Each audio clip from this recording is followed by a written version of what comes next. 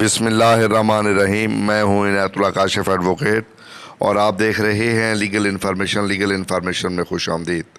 آج کا میرا موضوع ای او بی آئی کی پینشن میں اضافے کے طریقہ کار اور جو ماضی میں ہوا اور جو مستقبل میں ہونے جا رہا ہے، بہت ہی اہم ای او بی آئی کا چیلنج ہے اور یہ چیلنج بہت ہی زبردست ہے۔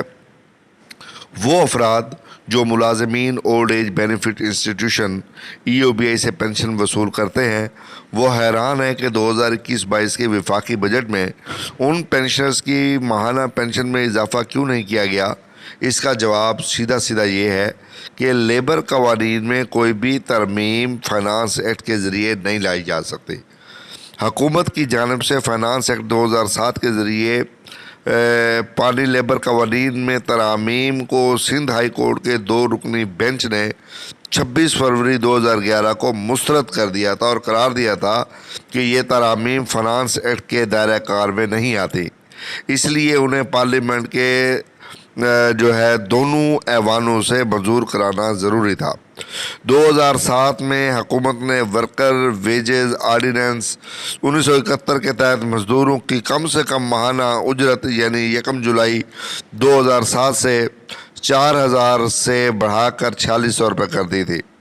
ملازمین اور آجروں نے آرڈیننس کے تحت کم سے کم اجرت پر اتفاق کیا تھا۔ آجروں نے ماہانہ اجرت بڑھانے کے فیصلے کو مانتے ہوئے مزدوروں کو کم از کم اجرت دینا شروع کر دی تھی۔ اس کے ساتھ ہی 1 جولائی 2007 سے ماہانہ ای او بی آئی پینشن میں بھی 1,500 روپے اضافہ کر دیا گیا۔ سندھ ہائی کورٹ نے ای او بی آئی ایکٹ کے تحت مذکورہ فیصلے کو برقرار رکھا۔ مزدور اور پینشنرز تقریباً 4 سال تک ای او بی آئی پینشن میں کیا گیا اضافہ وصول کرتے رہے اور آجروں نے عدالتی فیصلے کے تحت ادائیگیاں 4 سال تک جاری رکھیں۔ اپریل 2010 میں کی گئی 18ویں ترمیم سے قبل ای او بی آئی آجروں کی طرف سے دی جانے والی ماہانہ اجرت میں اضافہ کے مطابق پینشن میں اضافے کا پابند تھا۔ چونکہ 18ویں ترمیم کے ذریعے لیبر قوانین صوبوں میں منتقل کر دیے گئے تھے اور آئین میں کنکرنٹ لسٹ کو ختم کر دیا گیا تھا، لہٰذا وفاقی حکومت کے پاس کوئی نیا قانون بنانے اور پورے ملک کے لیے لیبر قوانین میں ترمیم کرنے کا کوئی اختیار باقی نہ رہا تھا۔ 2005 میں ای او بی آئی ایکٹ میں اجرت کی تعریف سے متعلق جو ترمیم کی گئی کہ اجرت کا مطلب 1969 کے آرڈیننس کے تحت غیر ہنرمند مزدوروں کے لیے کم سے کم ماہانہ اجرت کا تعین ہے، اور کنکرنٹ لسٹ کے خاتمے کے بعد بھی ای او بی آئی وفاقی سطح پر 8,000 مزدوروں جن کی انشورنس کرائی گئی ہے کہ ماہانہ پینشن میں قانونی طور پر اضافے کا مجاز نہیں۔ اس معاملے پر 2015 میں نون لیگ کی حکومت نے 1969 کے آرڈیننس میں ترمیم کی تھی، جس میں مزدوروں کی کم سے کم ماہانہ اجرت 13,000 روپے ماہانہ مقرر کی گئی تھی۔ گو کہ اس ترمیم کو پاکستان میں کچھ آجروں نے اعلیٰ عدالتوں میں چیلنج کیا تھا۔ مذکورہ استدلال کی بنا پر اعلیٰ عدالتوں کا فیصلہ آجروں کے حق میں ہوا۔ اس کے بعد آجر اپنی مرضی کے مطابق مزدوروں کو ماہانہ اجرت ادا کرتے رہے ہیں۔ ای او بی آئی 18ویں ترمیم کی وجہ سے مزدوروں کو علاج معالجے کے لیے رقم ادا نہیں کر سکتا۔ 18ویں ترمیم میں رکھے گئے اس اختیار کی بنیاد پر حکومت سندھ نے 2014 میں سندھ میں ملازمین اولڈ ایج بینیفٹس ایکٹ پاس کیا ہے۔ تاہم وفاقی حکومت کی جانب سے سندھ حکومت کو کوئی فنڈ منتقل نہیں کیا گیا ہے اور اس وجہ سے کہیں سندھ حکومت پیسوں کی ادائیگی کے لیے دعویٰ نہ دائر کر دے۔ سندھ میں 100 کے قریب کمپنیوں کو وفاق کے زیر انتظام ای او بی آئی سے مزدوروں کے لیے کوئی ادائیگی نہیں کی جا رہی۔ جب 1976 میں employees old age benefits act نافذ کیا گیا تھا تو ابتدائی طور پر مزدوروں کی ماہانہ پینشن کی رقم 75 روپے فی مہینہ مقرر کی گئی تھی۔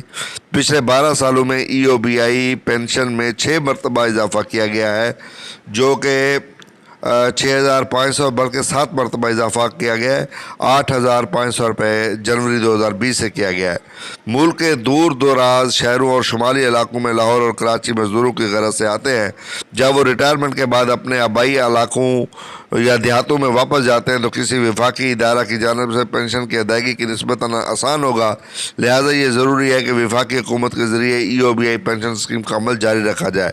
موجودہ حالات میں وفاقی حکومت کو یہ اختیار نہیں ہے کہ وہ ای او بی آئی کی ماہانہ پینشن کی شرح میں اضافہ کرے اور نہ ہی شراکت کی رقم کو بڑھانے کا اختیار ہے۔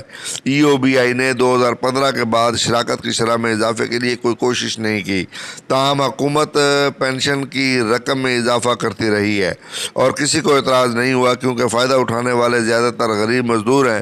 اگر مزید 2 سال تک اس معاملہ کو نہ سلجھایا گیا تو فنڈز کی کمی کے باعث ای او بی آئی پینشنرز کو پینشن کی ادائیگی کرنے کے قابل بھی نہیں رہے گی، تو یہ ایک بہت بڑا بحران جنم لے سکتا ہے۔ اس لیے ضروری ہے کہ ای او بی آئی کی کنٹریبیوشن کی شرح جو ہے اس کو بڑھایا جائے۔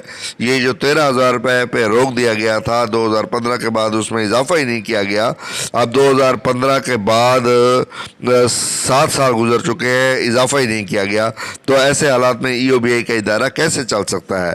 آپ کے ذہن میں اگر کوئی تجویز ہو، کوئی معقول تجویز ہو تو ضرور دیجیے گا۔